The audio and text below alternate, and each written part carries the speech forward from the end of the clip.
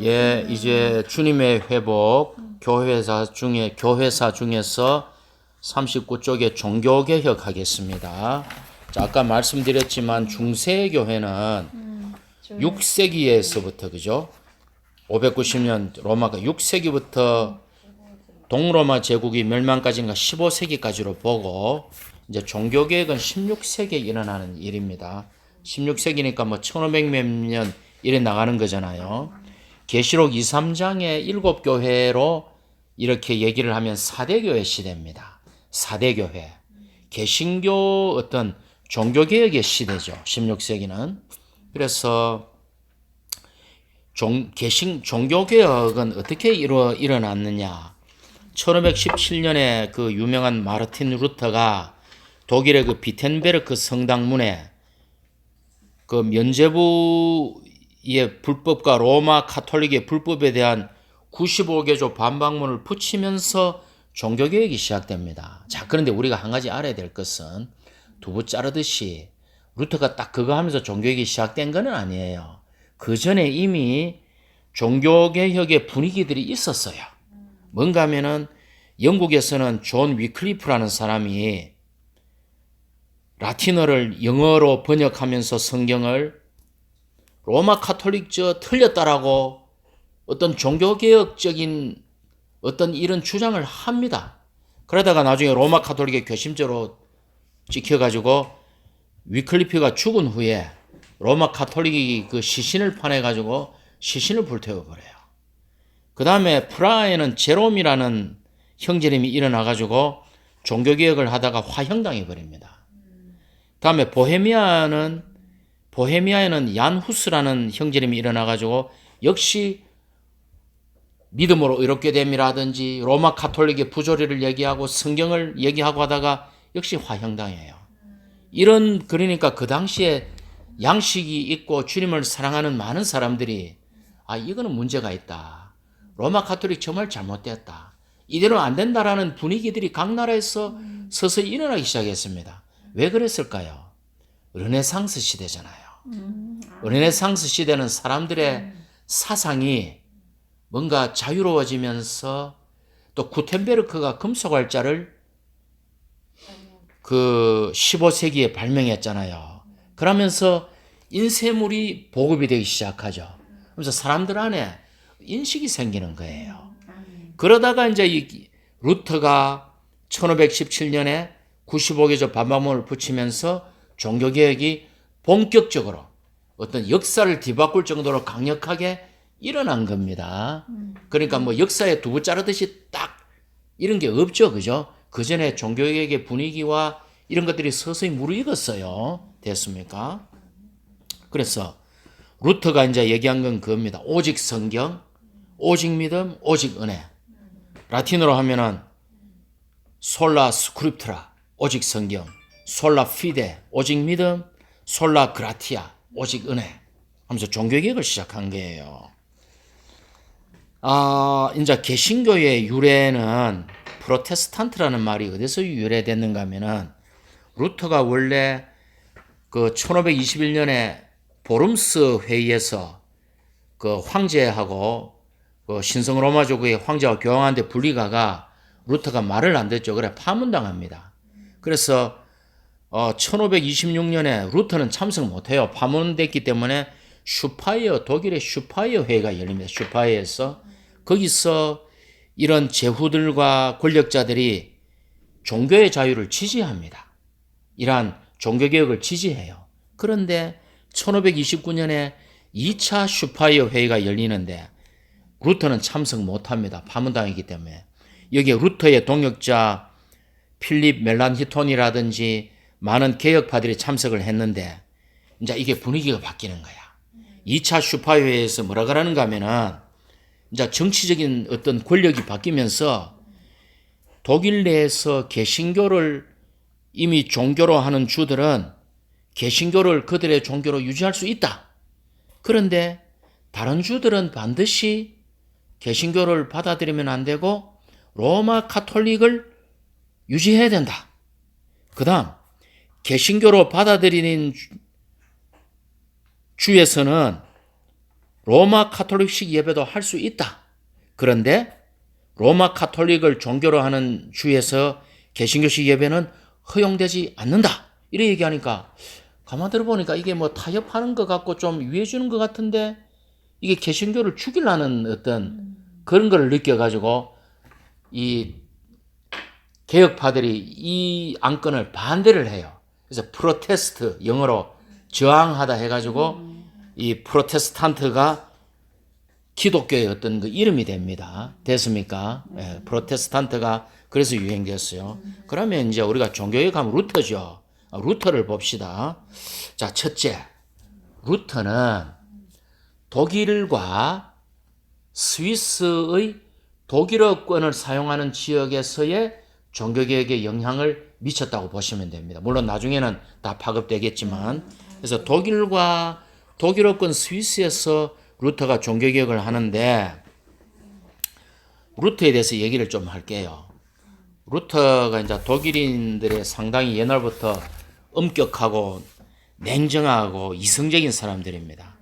어느 날 꽉꽉꽉 루터가 길을 가는데 주님을 믿기 전에 바바바박 막 벼락이 치니까 이 죽음에 대한 공부 때문에 루터가 그 성 안나에게, 그 로마 카톨릭은 그 성인을 숭배하잖아요. 성 안나에게 저를 살려주시면 제가 수도사가 되겠습니다. 서원을 해요. 그가 그때 법을 공부하고 있었는데, 그러면서 루터가 1505년에 아우구스티누스 수도회에 들어갑니다. 들어가가지고는 이제 하나님을 찾기 위해서 진리가 없으니까 그 당시에 모든 진리가 닫혀버렸으니까 극심한 금욕 생활을 합니다. 그 겨울에도 그 수도원의 그 돌바닥에서 자니까 몸이 어떻게 되겠어요? 몸이 아마 뼛속까지 냉기가 스며들면서 몸이 약해지면서 극심한 밥도 안 먹고 금식하고 금욕하고 돌바닥에서 자고 자기를 막 학대하는 금욕질을 하는 거예요. 왜? 주님을 만나기 위해서. 그러고는 그 신부에게 계속 그 사제에게 고해를 반복해서 하는 거예요. 신부님, 어제도 저는 꿈속에서 간음을 범했습니다. 저를 용서해 주시고 하면서 막 계속 이제 이런 식의 어떤 고해를 하는데 안식이 없는 거야.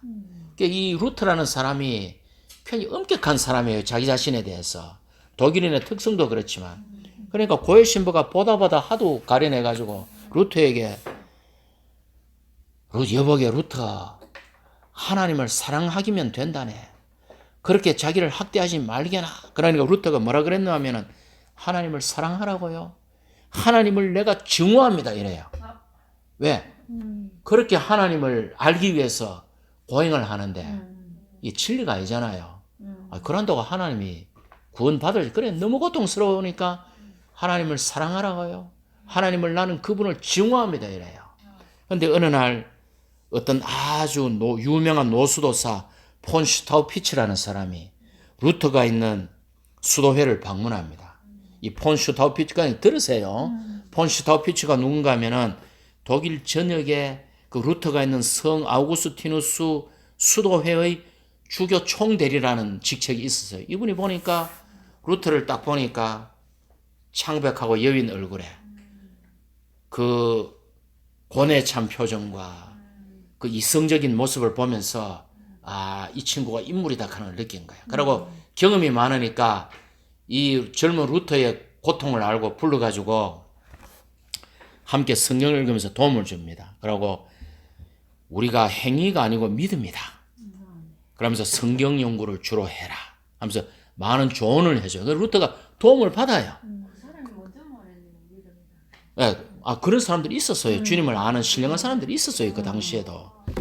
그런데 여전히 루터는 화평이 없는 거야. 화평이 없고 여전히 막 몸이 병들어요. 몸이 병드니까 이제 몸을 그래 굴렸으니 병이 안 들겠어요. 질병으로 인한 그 죽음의 공포, 옛날에 그 벼락이 칠 때 죽음의 공포, 또 자기 안에 있는 죄, 율법의 요구 때문에 너무 괴로운 거야. 그때 이제 또 다른 한 노수도사가 루터를 딱 보고는 평안의 길을 말해줘요. 이 사도신경을 반복에 읽으면서 루터에게 도움을 주는데 그 순간에 루터가 죄사함과 주관적인 믿음을 체험합니다. 루터가 거듭나요, 그때. 그러면서 루터가 이제 그때부터 성경을 연구하면서 점점 주님의 종으로 이 사람이 이제 준비되기 시작하는 거예요. 그러다가 이제 루터가 1510년에 로마를 방문합니다. 근데 로마를 방문하기 전에 루터가 로마에 입성하기 전에 다 무릎을 꿇고 로마에 들어가는 그 무슨 건물에 키스를 쭉 해요. 그러면서 바울과 베드로가 순교한 순교자들의 도시, 영광스러운 도시여 하면서 경건한 마음으로 이 루터가 로마를 방문해. 근데 거기서 뭐를 봤느냐? 로마 카톨릭의 타락을 거기서 본 거야. 거기서 보니까 모세의 가시 뭡니까? 출애굽기 보면 왜 떨기나무 가운데 하나님이 모세에게 나타났잖아요. 근데 그걸 돈 주고 모세에게 나타난 떨기나무 가시에가 전시해 놓고는 이걸 돈 주고 봐야 돼. 이 거짓말이겠죠. 그리고 예수님이 예루살렘에 입성할 때 탄 당나귀 털 돈 주고 봐야 돼. 그 다음에 예수님이 못 박힌 십자가 조각 이걸 또 돈 주고 봐야 돼. 그 다음에 예수님이 기어 오르신 그 빌라도의 계단 그걸 또 돈 주고 봐야 돼.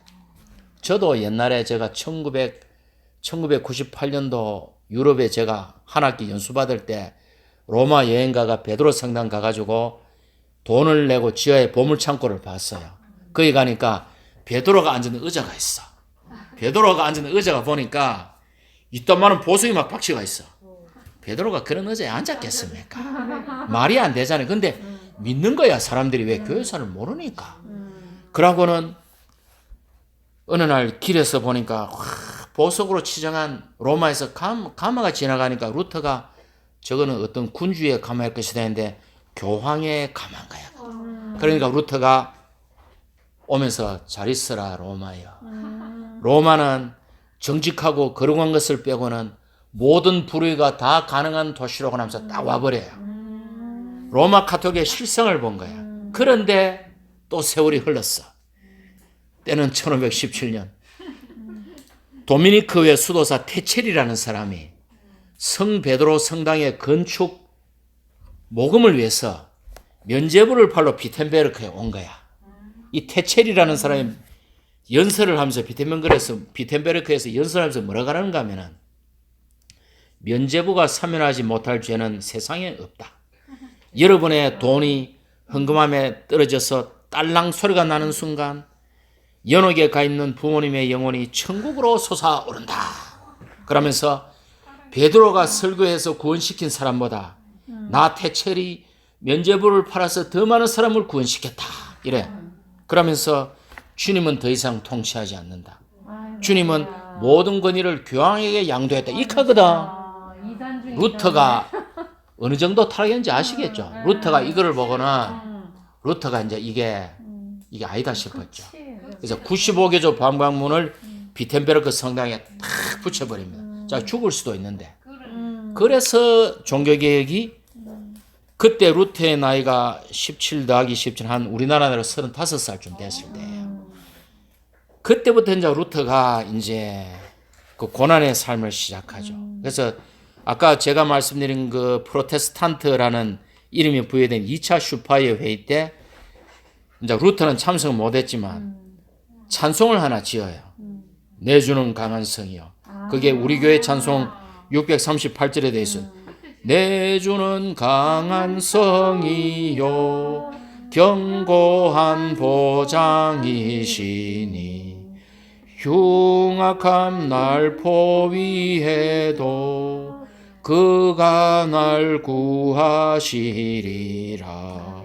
옛 원수 마귀는 틈타서 모략과 괴계로 공격을 꾀하니 아이고 자 끝까지 모르겠네. 적수 없도다. 이제 이게 루터의 그 고난 가운데 쓴 찬송이에요. 이게 그러니까 이 교회사를 봐야 우리가 이 영광스러운 교회생활을 알 수가 있어요. 그래가지고 이제 루터가 이렇게 종교개혁을 하고 했다는 거 여기까지만 얘기할게요. 이제 이게 독일의 종교개혁이에요. 그리고 스위스의 독일어를 사용하는 지역의 종교개혁까지 그 외 동역자들이 있는 거는 여기 있죠. 교재에 필리프 멜란히톤, 슈뱅크펠트, 뭐 울리히, 쭈빙글리 다 있습니다. 자, 장 칼뱅으로 갈게요. 8번에. 프랑스 말로 장 칼뱅, 영어로 잔 칼빈이죠. 이분은 스위스의 프랑스를 사용하는 지역에서 제네바를 중심으로 종교개혁을 시작합니다. 켈빈이 왜 유명한가 하면은 그가 1536년에 기독교 강요라는 책을 썼는데 이때 켈빈의 나이가 불과 27, 8살 때입니다. 워치만니가 그 나이 때 영에 속한 사람을 썼어요. 그러니까 이때 기독교 강요를 저술했는데 종교개혁파의 최초의 체계적인 해설서예요. 그래서 이 기독교 강요라는 책의 영향력이 엄청나요. 제가 학교에 있을 때 도서관에서 이렇게 책을 주문해가지고 학교 예산으로 이제 선생님들 어떤 양서가 있으면 추천해 주세요 해요. 그래서 제가 이 기독교 강요를 추천해가 도서관에 책이 들어와서 한번 읽어봤어요. 뭐 재미가 없더라고. 그러니까 우리가 오늘날 교회 안에서 누리는 진리 안에 다 있고 그 당시만 해도 이게 우리 관점에서 너무 기초적이라서 한 반쯤 읽다가 재미없어 말았어요. 예, 근데 이게 어쨌건 종교개혁에 엄청난 영향을 미칩니다. 이 칼뱅에, 여기 칼뱅은 제가 다 건너뛸게요. 이거 자매님들 머리 아파 안 됩니다. 다 건너뛰고 칼뱅의 영향이 어디까지 미쳤느냐. 그 다음 시대에 영국의 청교도, 영국의 감리교, 영국의 형제회, 또 영국과 미국의 복음주의, 스코틀랜드 장로회, 신대륙 미국이죠. 필그림 파더스, 필그림, P 발음입니다. 필그림 파더스. 여기에까지 칼뱅의 영향이 미칩니다. 그러니까 칼뱅의 영향이 어마어마했어요. 그래서 프랑스는 이렇게 끝내겠습니다. 자, 영국의 종교개혁으로 들어갑니다. 지금 교재에는 안 나옵니다. 왜? 교재를 너무 제가 빨리 만드는 바람에 지금 좀 더 상세하게 자, 영국의 종교개혁을 갈게요. 그냥 들으십시오. 뭐 메모를 하셔도 되고 그리고 메모 신경 안 쓰셔도 돼요. 영국의 종교개혁은 그 윌리엄 틴데일을 얘기해야 돼요. 윌리엄 틴데일은 누군가 하면은 영국의 그 종교개혁자 존 위클리프라고 아까 있었다 했습니다. 존 위클리프라는 사람이 그가 죽은 후에 시체를 꺼내가지고 로마 가톨릭이 불태웠다 그러는 그분입니다. 이 존 위클리프가 라틴어 성경을 영어로 번역했어요. 근데 라틴어 성경이 안 정확해요. 왜? 구약은 히브리어죠. 신약은 헬라어로 쓰였잖아요. 이거를 그 제롬이라는 사람이 라틴어로 번역한 불가타 성경이 있었어요. 이 불가타 성경을 라틴어 성경이 위클리프가 영어로 번역했는데 이거 그러다 보니까 안 정확해요. 원어를 번역한 게 아니라. 그래서 윌리엄 틴데일 형제님이 헬라어 히브리어 성경을 최초로 영어로 번역합니다. 이게 유명한 틴데일 성경이에요. 이게 난강 형제님 집에 가면 이 성경이 있더라고. 형이 유학 시절에 본 이 책이 있더라고 보니까 영어. 이게 나중에 그 유명한 흠정역 성경을 만들 때 학자들이 틴데일 성경의 90%를 가져갑니다. 오늘날 현대 영어 있죠. 현대 영어가 다 이 윌리엄 틴데일이 쓴 이 영어에서 많이 지금 이게 현대 영어가 됐어요.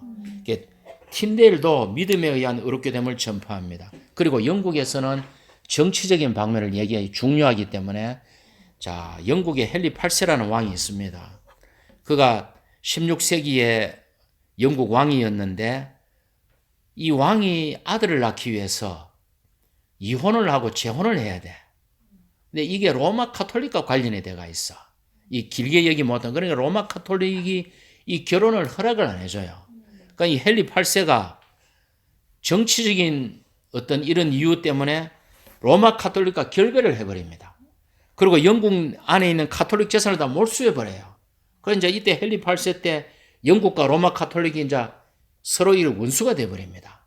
근데 헨리 8세에게 아들이 하나 있었어요. 늦게 난 아들이. 이 아들 놓으려고 이런 거야.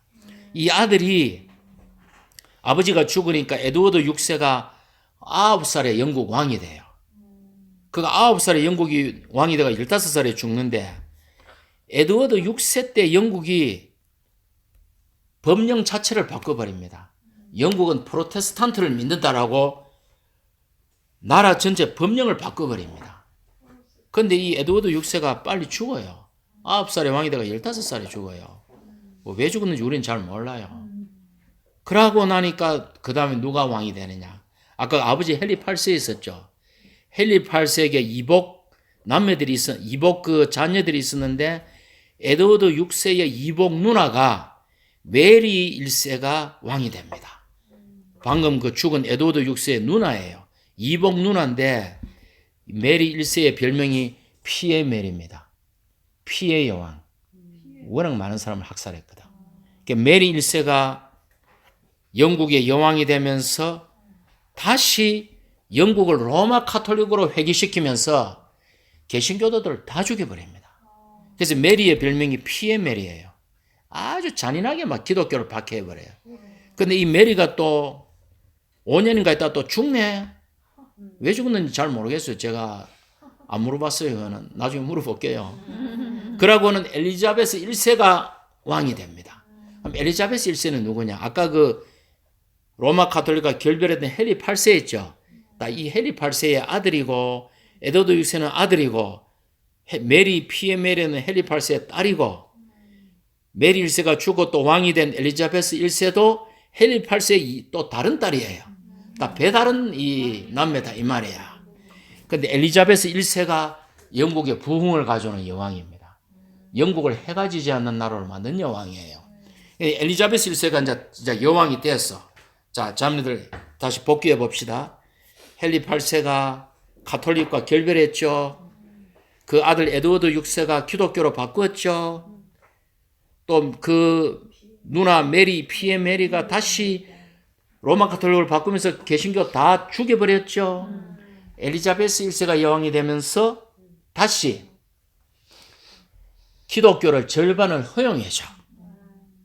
왜? 그게 보니까 나라를 위해서 유리하다 싶어가 프로테스탄트를 반쪽을 절반을 로마 카톨릭도 허용하면서 개신교도를 절반을 허용해줘.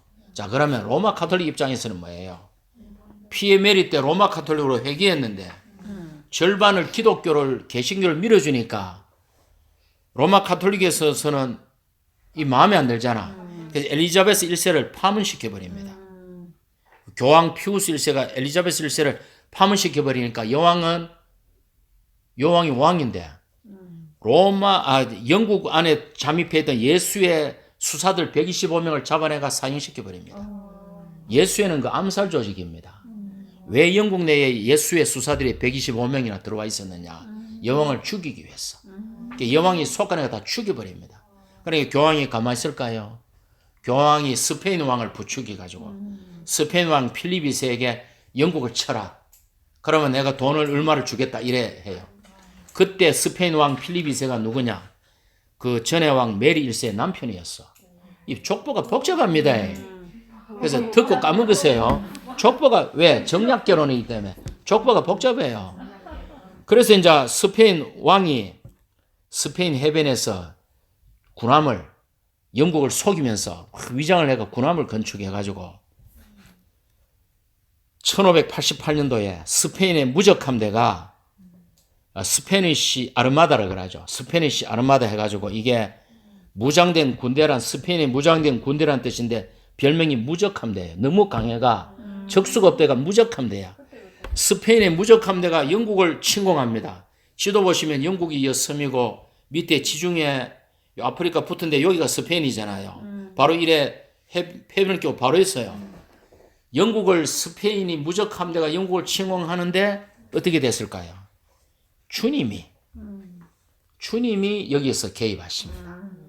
스페인의 무적함대가 태풍 불고 바람에 불어가지고 130척이 33만 명의 해군을 태우고 출항했는데 풍랑 때문에 한 절반 정도가 다 수장돼 버려요. 그러나 한 절반 정도가 죽고 완전히 이 스페인의 무적함대가 박살이 나가 스페인으로 돌아갑니다. 그러면서 잘 보십시오. 스페인은 로마 카톨릭이었죠. 영국은 지금 엘리자베스 1세가 로마 카톨릭을 반대하면서 이제 개신교로 확 기울죠. 이러면서 전쟁에 영국이 이겼죠. 그때부터 스페인은 기울면서 영국이 그때부터 해가 지지 않는 제국이 돼요. 자, 지도를 머릿속에 그립시다. 그때는 신대륙 쪽으로는 콜럼버스가 신대륙을 발견을 했긴 했을 거예요. 그런데 아직 그쪽은 그 전까지는 신대륙이라는 게 없었어요. 인도도 사람들이 잘 몰라. 중국 잘 몰라. 그러니까 그 당시에 세계는 지중해 주변에 아프리카 유브라테스, 유대, 소아시아, 헬라, 로마, 이탈리아, 스페인, 프랑스, 갈리아, 영국, 브리튼, 여기 세 개예요. 영국이 이제 패권을 잡으면서 그때부터 영국이 뭡니까? 아프리카 희망봉을 지나가지고 인도도 정복하고 이쪽으로 가가지고 대서양을 지나가지고 신대륙도 먹고 남미도 먹고 이렇게 되니까 그때부터 영국이 호주, 뉴질랜드가 다 영국 식민지잖아요. 옛날에. 영국이 해가 지지 않는 나라가 되면서 그 전까지는 복음이 요 지중해 주변에 갇혀 있었어요. 그때부터 영국이 식민지를 삼으면서 인도로, 아시아로, 미대륙으로 막 뻗어나가면서 개신교도가 그때부터 뻗어나갑니다. 그래서 지중해에 갇혀있던 복음이 영국으로 인해서 17세기, 18세기, 19세기, 20세기에 전 세계로 확산된 거예요. 주님이 영국을 이렇게 사용한 겁니다. 됐죠? 그래서 이게 주님의 주권이에요. 그래서 누구야? 영국 필립이 그럽니다. 자기 함대를 거느린 제독에게 그대는 영국을 정복하라고 보냈더니만은 그대는 바람과 싸우고 져서 돌아왔느냐 이겁니다. 주님이 그 바람을 보낸 거예요. 그때부터 로마 카톨릭은 쇠퇴하면서 온 땅에 퍼진 복음이 개신교 복음이 퍼진 거예요. 그러면서 영국에서 감리교, 요한 웨슬레, 영국에서 형제회, 영국에서 청교도, 영국에서 복음주의, 온 땅으로 복음이 확산된 거예요. 이게 교회 역사입니다. 아시겠죠? 그래서 주님이 영국을 해가 지지 않는 나라로 만들어가지고 영국인을 사용해가지고 청교도, 감리교, 복음주의, 필그림 파더스, 형제회, 중국 내륙까지 들어간 그 내지 선교회 허드슨 텔러가 영국 사람이잖아요. 다 인도 간 사람들이 다 영국 사람이에요. 그다음 아프리카 간 리빙스톤 그 당시 그 선교사들이 다 영국 사람이에요. 다 영국 사람. 주님이 영국을 쓰신 거예요. 자, 그래서 지금 이제 제가 독일, 프랑스, 영국의 종교개혁을 했어요. 그런데 이 종교개혁 자체가 사대교회가 계시록 보면 죽어있다 그랬잖아. 이 종교개혁이 완전하지가 못해. 그러니까 종교개혁의 미완성에 대한 반응으로 종교개혁이 이걸로 끝난 게 아니고 또 일어나. 뭔가 하면은 종교개혁 자체가 미진하기 때문에 또 다른 무리들이 이렇게 계속 종교개혁의 어떤 이 분위기를 이어갑니다. 그게 뭔가 하면은 교재는 지금 좀 이렇게 많이 다릅니다. 그 41쪽에 재침례파를 보십시오. 재침례파 보셨습니까? 독일에서 루터의 종교개혁이 로마 카톨릭은 추방했지만 루터교라는 국교화가 되면서 이 종교개혁이 완전하지가 못해. 그러니까 독일에서 재침례파 운동이 일어납니다.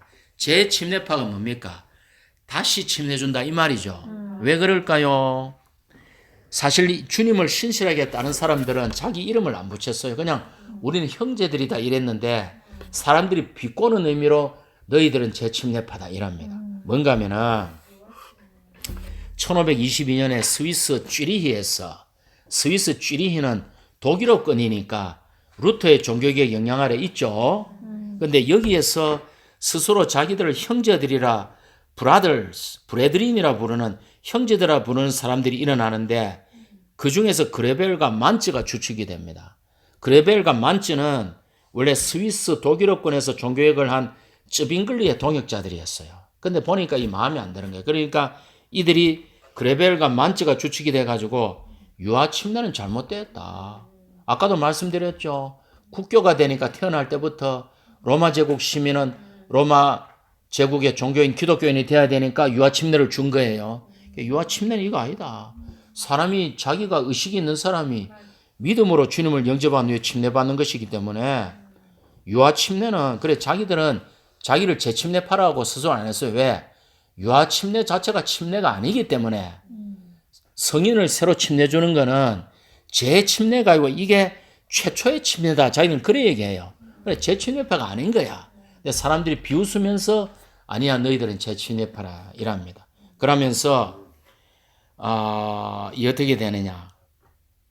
이 그레벨은 감옥에 갇히고 만츠는 잠수형에 처합니다. 잠수형이 뭐예요? 너희들 침례 좋아하잖아. 물에 빠져 죽여버립니다. 얼마나 잔인합니까? 너희들 침례 좋아하니까 그래 실컷 침례해가 물에 수장시켜 죽여버립니다. 그런데 누가 핍박했느냐? 이 재침례파를 누가 핍박했느냐? 루터나 쯔빙글리도 이 박해에 동참했어요. 무슨 말입니까? 루터나 쯔빙글리가 주님께 쓰임받은 귀한 주님의 종들인데 그들에게 약함과 어둠과 실수가 있다는 거예요. 그들의 손을 통해서 심지어 루터가 어떤 농민혁명에 대해서 성경이 예를 들어서 변호하는 말을 한 번 해준 게 있는데 이것 때문에 농민들이 혁명이 일어납니다. 그러니까 수많은 농민들이 학살당해버려요. 그래서 이 주님의 종들이 완벽한 사람들이 아니에요. 그들이 약한 가운데 주님을 섬겼어요. 우리가 이걸 알아야 됩니다. 그래서 루터나 쯔빙글리도 이 재침례파들 박해에 동조를 해버렸어요. 수많은 신실한 자들이 죽어버리는데 이들이 나중에 북미와 러시아로 확산됩니다. 그리고 이 재침례파들이 퀘이커교, 침례회, 형제회에 다 영향을 주고 많은 찬송을 씁니다. 자, 그런데 재침례파들이 주장한 게 뭡니까? 그 굵은 글씨로 제가 써놓은 게 있나요? 굵은 글씨는 제가 뭐라 했습니까? 아니 그 말이 아니고 굵은 글씨는 제가 굵은 글씨로 표현해 놓은 거는 오늘날 주님의 회복 안에 있는 진리라 그랬죠. 역사적으로 어떤 주님의 종들이 회복했는데 그게 주님의 회복 안에 있는 진리다 그랬죠. 그러니까 주의 회복은 하늘에서 떨어진 게 아닙니다. 주의 회복은 역대로 수많은 주님의 종들이 피값을 지불하고 회복한 진리가 주님의 회복 안에 다 있는 게 주님의 회복입니다. 그 뭐라 되어 있어요? 상식적이고 세속적인 종교의 실패에 대항하여 영 안에서 주님과 교통하는 것을 회복함, 교회 건물 안에 그림이나 형상을 제거할 것을 요구함, 또 뭐 진리 추구를 강조했어요. 이들은 진리 추구를 강조하고 루터나 쭈빙글리와 달리 국교회를 강하게 반대했습니다. 왜? 종교개혁의 결과 뭐가 나왔어요? 로마 가톨릭을 몰아내고 국교회가 생긴 거야. 국교회가 맞아요, 틀려요? 맞아요, 틀려요? 왜 틀립니까? 교회는 성경에 의하면 한 도시의 한 교회죠. 근데 국교회라는 것은 그 나라의 기독교의 수장이 누구라는 거예요? 그 나라의 왕이라는 얘기예요. 그러니까 이게 로마 가톨릭과 똑같아. 다만 정치적으로 결별했을 뿐이지. 그러니까 국교회도 틀렸어. 여기에 대한 반작용으로 주님이 독일을 중심으로 재침례파 운동을 일으킵니다. 두 번째, 자 청교도 많이 들어봤죠? 청교도 좀 설명드릴게요. 10분에 있는데 청교도는 퓨리탄 해가지고 영국에서 종교개혁의 미진함 때문에 영국의 국교회가 뭐예요? 로마 가톨릭을 배척한 후에 영국도 국교회가 됩니다. 영국 국교회를 뭐라 그럽니까? 성공회.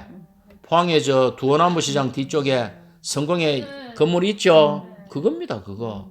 앵글리칸 처치 해가지고 앵글로의 교회단 말이야. 그게 앵글리칸의 교회다 이 말. 그 국교회 영국은 그러니까 이게 청교도는 뭔가 하면은 캘빈의 영향을 받아서 영국에서 국교회를 상대로 다시 종교개혁을 일으킨 사람들을 청교도라 합니다. 앞으로 누가 청교도가 뭡니까 하면 내가 설명해 줄게. 영국에서 종교개혁의 영향으로 영국에서는 로마 가톨릭이 끝나고 영국 국교회가 생겼는데 이 국교회가 여전히 영적으로 미진하기 때문에 국교회를 상대로 종교개혁을 일으킨 사람들을 통칭해서 청교도라 한다. 이렇게 설명해 주면 됩니다. 됐죠? 네.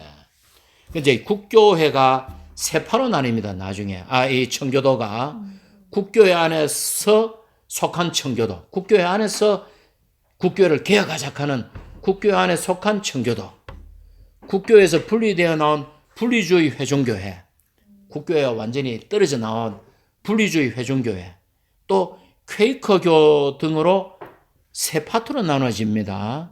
이 교재는 퀘이커교 별도로 되어 있는데 이게 청교도 안에 속합니다. 청교도, 이 퀘이커교가. 자, 그럼 하나하나 설명드릴게요. 자, 분리주의 회중교회, 즉 국교회에서 나와서 청교도끼리 모인 분리주의 회중교회 일부가 1620년에 메이플라워호를 타고 북미로 이주해가 아메리카를 건국합니다. 그들이 필그림 파더스, 필그림이 뭐예요? 순례자들의 fathers, 선조. 그들이 미국을 건국했어요. 미국은 주님이 세운 나라입니다. 예. 자, 그렇고 또 퀘이커교도 이 청교도의 영향을 받아서 이 퀘이커교라는 게 영국에서 나오는데, 그 조지 폭스라는 사람이 세웠어요. 조지 폭스가 이제 따로 모이니까 신성 모독으로 또 재판을 받았겠죠. 국교회를 반대하니까. 그래서 재판 앞에 떡 불리가니까 이 조지 폭스라는 퀘이커교를 세운 분이 판사에게 주님의 말씀에 두려워하십시오. 그러니까 판사가 빈정거리면서 너는 그래 주님의 말씀에 두려워 떨라고 너는 떠는 사람이다 해가지고 퀘이커스라고 별명을 붙입니다. 퀘이커가 이렇게 지진이 영어로 뭐예요? 지진이 earth quake죠. 땅이 흔들린다가 earth quake예요. 지진이. 그래 quake라는 말은 이 흔들려서 뜬다는 말이에요. 주님의 말씀을 두려워하십시오. 판사에 입하니까 판사가 너는 퀘이커야 하면서 너는 떠는 사람이 하면서 별명을 붙이고 응수했어요. 또 이 퀘이커 교도들이 집회를 할 때에 막 몸을 떨고 고통스러워 탄식하면서 눈물을 흘리면서 주 예수님 했는가 모르겠지만 막 주님 앞에 이렇게 간절하게 기도를 해요. 퀘이커 교라는 말이 여기서 생겼어요. 이 두 가지 유래해서 퀘이커 교입니다. 퀘이커 교들은 성경 읽기와 기도를 통해서 영적인 깨달음 얻는 것을 중시합니다. 그 댕기면서 순회 복음을 전해요.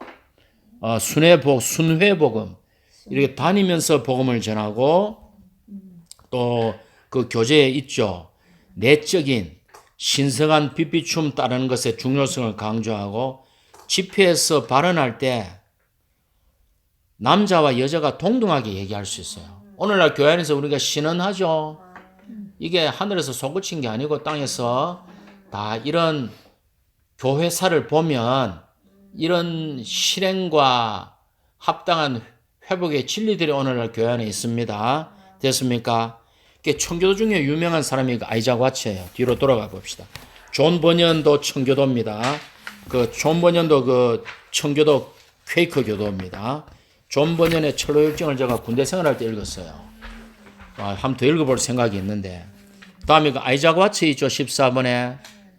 자, 그분이 퀘이커 교도인데 그분이 쓴 청교도인데 이분이 쓴 찬송 뭐라 되어 있어요?